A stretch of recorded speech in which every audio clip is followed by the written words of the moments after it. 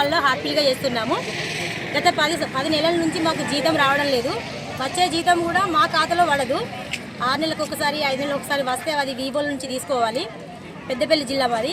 మేము ఆర్పీలం అందరం ఇప్పుడు మా బాధలు చెప్పుకోవడానికి మీటింగ్కి వెళ్తుంటే, హైదరాబాద్లో మీటింగ్ వెళ్తుంటే మెక్మా ఆఫీస్కు కలిసి మా బాధలు చెప్పుకుందామని వెళ్తుంటే మమ్మల్ని దారి మధ్యలోనే ఆపేసిరు.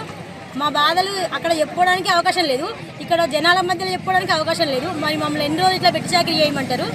దీనికి ఒక ముగింపే లేదా? 20 సంవత్సరాల నుంచి ఇందులో వర్క్ చేస్తున్నాం.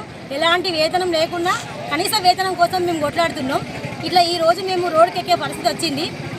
ఉన్న ప్రభుత్వం వాళ్ళు కరెక్ట్ మాకు ఏమైనా న్యాయం చేస్తారనుకుంటే వాళ్ళు ఇంకా మమ్మల్ని ఇబ్బంది పెడుతున్నారు.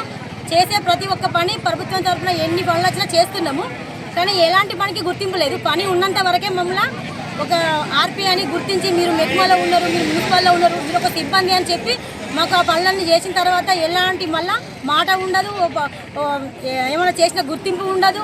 అమ్మ మీరు చేసిరు, ఈ సక్సెస్ అయిందని కూడా అనటం లేరు. మమ్మల్ని పని ఉన్నప్పుడే మమ్మల్ని పని కోసం మాత్రమే పిలిచి మాకు ఈ పని చెప్పి ఆ పని కంప్లీట్ కావాలా, లేకపోతే మీ జీతం కట్ చేస్తాం, మీ ఉద్యోగం తీసేస్తాం, కొత్త వాళ్ళని పెట్టుకుంటాం, ఇలాంటి బెదిరింపులతోనే మేము నెట్టుకుంటూ వస్తున్నాం సార్. మాకు ఎలాంటి లాభం లేదు ఇందులో. మాకు న్యాయం కావాలని మేము ఈ ప్రయత్నం చేస్తున్నాం.